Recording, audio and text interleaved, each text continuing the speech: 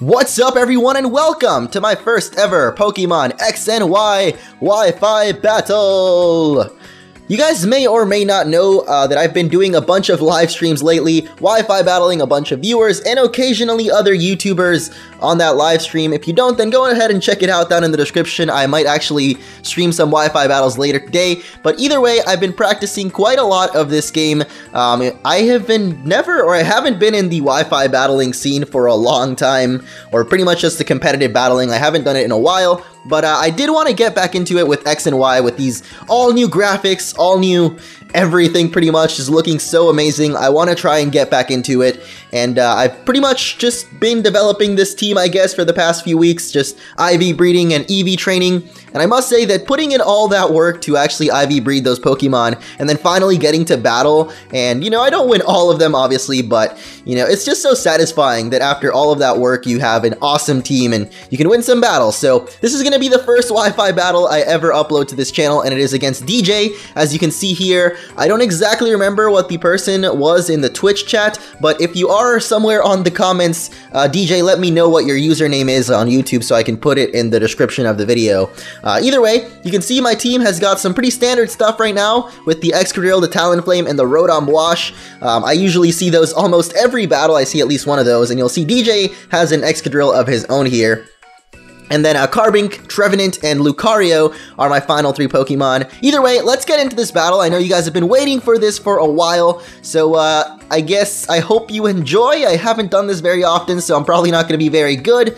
But, you know, I just hope to improve, and if it is a good battle, then I hope to help you guys improve at some point as I get better myself. But for now, I'm just trying to improve myself. So here we go. First Wi-Fi battle against DJ here. You see, he's got some pretty awesome Pokemon on his team as well, and I've got, hopefully, some pretty awesome stuff on my team. I keep mistaking my Talonflame, but thankfully in this battle, I did not. I have a Talonflame that I used to breed Pokemon, and I always forget to switch it out. But this battle, I'm pretty sure I have the right Talonflame. So, you see, he is leading off with his Greninja, and here is my outrageous Carbink. He's very, very outrageous. Just look at all those gems on him, man. Yeah, Carbink has been pretty much my lead throughout the entire time. I've been kind of switching stuff around on my team for a while, but Carbink has been one of the Pokemon that I guess stays up there. So, as he sets up his double layers of Spike, I am going to set up my dual screens. Of course, I've got the Light Clay item on Carbink, which pretty much means that instead of 5 turns, the Reflect and Light Screen are going to be lasting 8 turns. And you'll see that with the Light Screen up, Carbink, even though Surf is super effective, will take almost no damage there from the Surf on Greninja. So I'm going to set up my Stealth Rocks and switch out to Rotom, expecting him to use another Surf, which of course he does. I guess he's just trying to get rid of Carbink. Honestly, Carbink is just a suicide lead, so I wouldn't really mind if he gets taken out, but I do switch out for Rotom. One big problem that I have with Carbink right now is I set up my stuff and then I don't exactly know when I should switch out, so oftentimes I'll get set up on and then it'll be a pretty big problem because my entire team could get swept. But it's worked out pretty well so far. I actually really like the Carbink lead. As you know, right now we've got both Light Screen and Reflect, which will boost our defense and special defense. So, yeah, this is kind of an awkward time when we both are like, yeah, I don't really know what we're doing, so we're just gonna both switch out here. So he actually switches out with U-turn. He's, of course, a Greninja, a very fast Pokemon. He's a ninja. He's gotta be fast, but yeah. He U-turns before me, so he goes out to his base Goom, or the base Goodra here, which we're gonna hit up with Volt Switch. Doesn't do very much damage, but, you know, at least we got to hit it up with the Volt Switch there, did a decent amount. And I go out to my Excadrill, pretty much just rapid spinning away all of those spikes. You will see in a sec, all the spikes have disappeared from the ground, and he's just gonna go ahead and try to whip us into shape. I guess that was more for Rotom, but, you know, it doesn't do very much damage on Excadrill. Unfortunately, though, since the rapid spin is a contacting move, we actually get hit up with Goodra's special ability, or hidden ability, Gooey, which will now make us slower than Goodra. You saw in the first turn there with rapid spin we were faster, but now we are slower. But I saw that Flamethrower actually didn't do too much damage. I know that I can survive at least one more, so I went for the Swords Dance. That was actually a very bad misplay on my part, because he could have taken me out with Flamethrower twice, but I guess he was expecting me to switch out instead, so he switches out himself into Tyranitar. He is going to take this Earthquake like a man. I am very sorry, Tyranitar. Oh boy. But yeah, this is actually not a Mega Tyranitar. You'll see his Mega Evolution in a little bit. If you saw in Team Preview, he's got a Kangaskhan, and pretty much anytime you see a Kangaskhan, you know it's going to be a Mega Evolution. Mega Kangaskhan is a very powerful Pokemon right now, in my opinion. One of the strongest Mega Evolution, if not the strongest one, just because of how much like versatility it has with, you know, being able to hit 2 times with that Parental Bond ability. But we'll get into that a little bit later in the battle, as you will see the Mega Kangaskhan come in. But basically, he's going to switch, or I guess bring out his Greninja after the demise of his Tyranitar. So once again, expecting the Surf, I go into Rotom. I know that Greninja doesn't really run anything super special. This one has got Spikes, U-Turn, and now we see his last move, Dark Pulse and Surf. I know that my Rotom has very good special defenses, so this Dark Pulse is going to do a really good amount, but not too much. I actually kind of expected him to switch there, so I went ahead and went for the Will-O-Wisp, which kind of, I don't know if it really comes back to bite us or anything like that, but, you know, I was kind of expecting him to switch since I was going to go for the Volt Switch.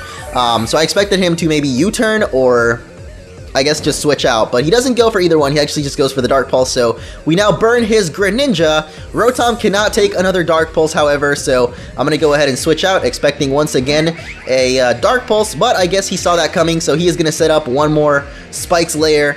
And I don't know, Greninja with Spikes is kind of weird. I have a Greninja. I don't have it on this team. I actually need to breed a new Greninja because it doesn't have perfect IV. So yeah, I'm probably going to have a team with a Greninja at some point.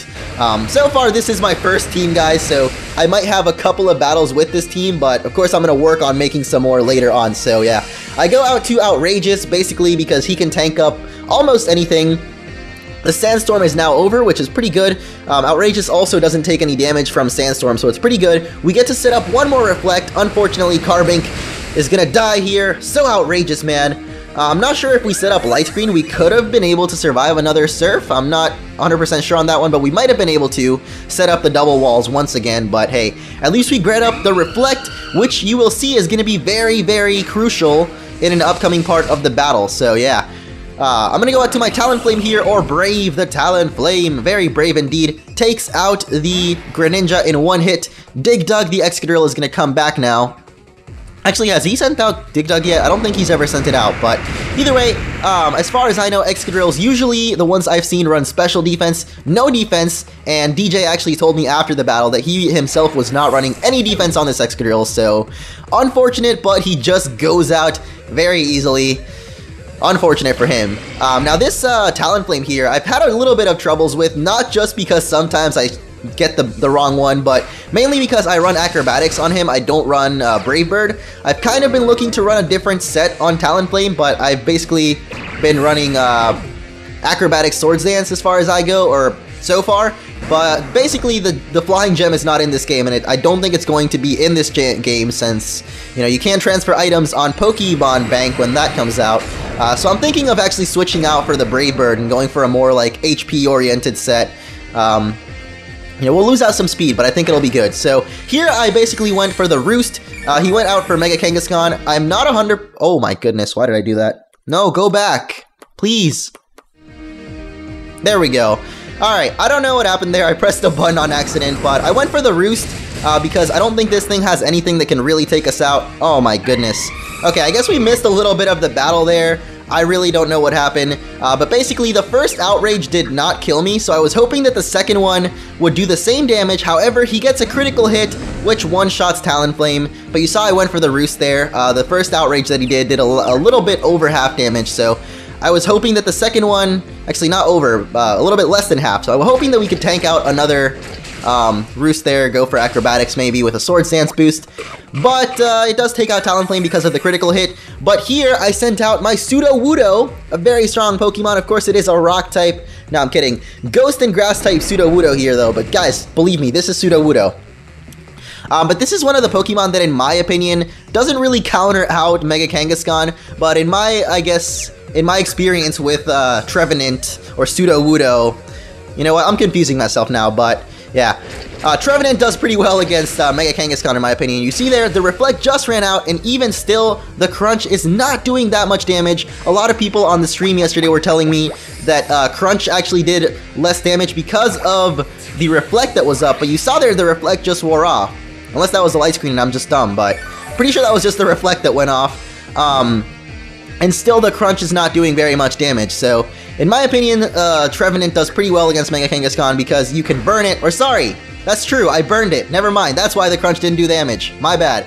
But yeah, because we get the Will-O-Wisp off, yeah, the crunch didn't do as much damage anymore. So Sudowoodo can pretty much just tank out the rest of this Mega Kangaskhan. Leech Seed plus Burning combo will whittle it down little by little, and Mega Kangaskhan will finally fall. But yeah, what I was saying about the Reflect is that it did very much come in handy, me setting it up on Carbink, just because it was able to allow us to survive that crunch there. Without the Reflect, the crunch without Will-O-Wisp probably would have one-shot killed us, but usually it works pretty well against Mega Kangaskhan's that run Sucker Punch rather than Crunch. Because you Will-O-Wisp them, the Sucker Punch will not work. So, last Pokemon I believe for DJ here is going to be Scolipede. Now this is actually a speed boosting Scolipede with Black Sludge, I think. Yeah, Black Sludge there. So, kind of a strange Scolipede. I know that Scolipede is very powerful with speed boost.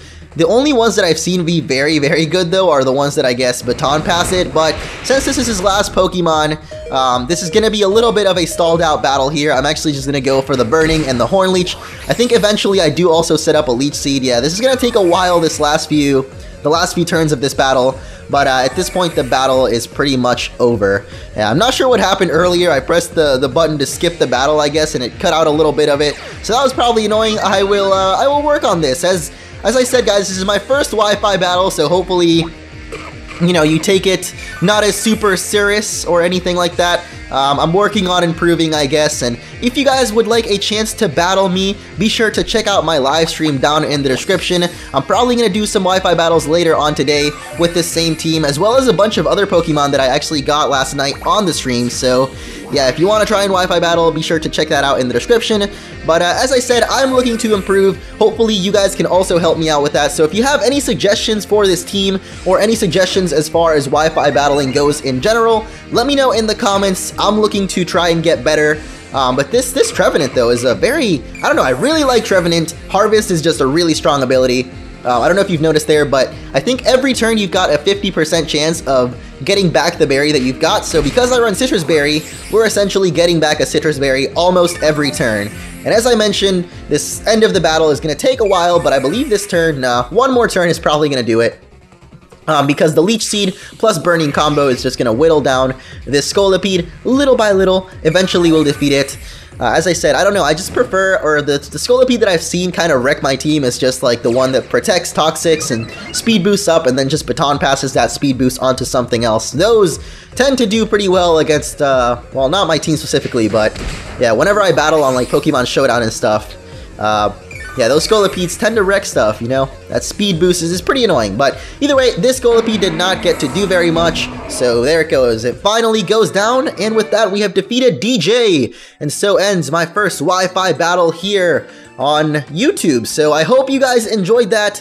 I know I might not be the best, but hey, it went pretty well in my opinion. Didn't even get to bring out Lucario there, so I guess the Lucario remains a surprise until a later Wi-Fi battle. You'll get to see the power of my Lucario, hopefully. So, yeah, if you enjoyed, guys, be sure to leave a like. Again, let me know any tips or anything that you have in the comments, as well as anyone else that you might want me to battle, whether it be YouTubers, or I guess if you want to battle me, then I guess your best chance is to head on over to my live stream. So, check that out in the description.